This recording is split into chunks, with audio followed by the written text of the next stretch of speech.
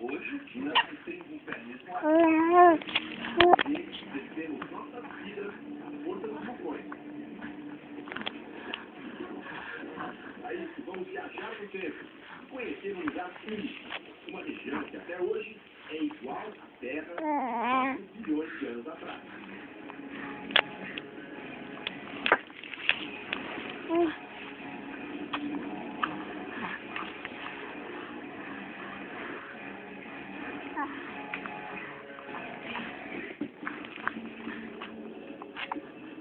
A imagem não é nada convidativa.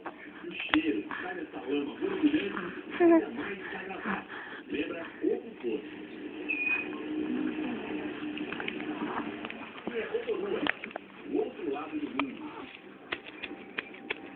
4 bilhões de anos não há nenhuma forma de vida. Nada. Mas os vulcões, alimentados pelo calor do centro da Terra, mudaram essa história.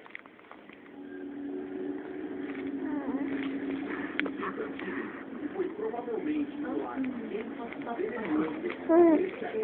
cheios compostos da base de arsênio e enxofre que surgiram os primeiros organismos vivos. Esse serviço é muito parecido com os bilhões e bilhões de micróbios que hoje encontramos nessas margens alaranjadas. Como os vulcões fizeram muito mais. Quando a Terra ainda era um planeta bem novo, o Sol também era diferente. Era 30% menos brilhante. Alto sobre o planeta. Mas isso só aconteceu porque as erupções daquela época eram as mais fortes possíveis.